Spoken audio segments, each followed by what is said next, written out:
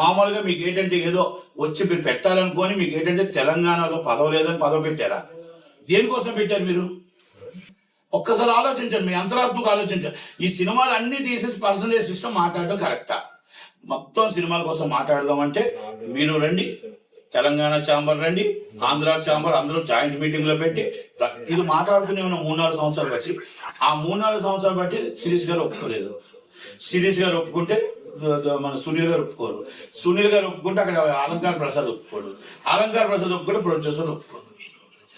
ఇది రోజుకి జరుగుతుంది. ఈ తంతులో క్యూబుల్ని ఈఎఫ్ఓల కోసం మనం 10 సంవత్సరాలు బట్టి పోరాడుతున్నాం, 14 సంవత్సరాలు బట్టి. అది కూడా అదే పరిస్థితి జరుగుతుంది. కనుక ఒక ఐకమత్యం అనేది ఉండాలి. మీరు 5% మంది యూనియన్ పెట్టుకొని 5% మేము 5% మాత్రమే బయటకు ఉన్నాయి థియేటర్లో. మెజార్టీ పీపుల్ వీలే ఉన్నారు లీజ్కి. కాదని చెప్పాలని వచ్చి ఎన్ని థియేటర్లు ఉన్నాయి వీళ్ళందరికీ? కనుక అది కూడా మీరు ఈ విధంగా బయటకు తీసుకొచ్చి మొత్తం ఇండస్ట్రీనే మూసేసినట్టు, ఇండస్ట్రీ ఏదో చేసినట్టు.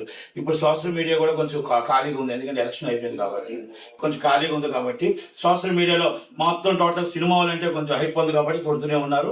ఓకే, నేను మంచిదైతే మీరు కొట్టాడు తప్పలేదు. కానీ దీంట్లో ఎక్కడైనా న్యాయం ఉందా, ఎక్కడ అన్యాయం ఉందా? ఒకసారి ఆలోచించండి, ఆలోచించి నిర్ణయం తీసుకోండి. నేను అది కనుక ఇది 100% తెలంగాణ ఛాంబర్ ఖండించింది, ఏపీ ఛాంబర్ ఖండించింది, ప్రొడ్యూసర్ కౌన్సిల్ కూడా ఖండించింది.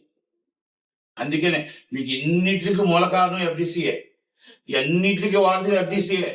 దీన్ని మళ్ళీ వెనక్కి తీసుకొని ముందు తీసుకొచ్చినా మనకు ఒక ఇంట్లో తండ్రి లేకపోతే ఎలాగో, తల్లి లేకపోతే ఎలాగో మన పరిస్థితి అలాగే ఉంది. ఇప్పుడు ఎఫ్డిసి లేకపోతే మాకు ఆంధ్రప్రదేశ్కి ఒక ఎఫ్డిసి నాయకుడు ఉన్నాడు, ఆయనే పొత్సానికి ఇష్టం ఉంది గారు.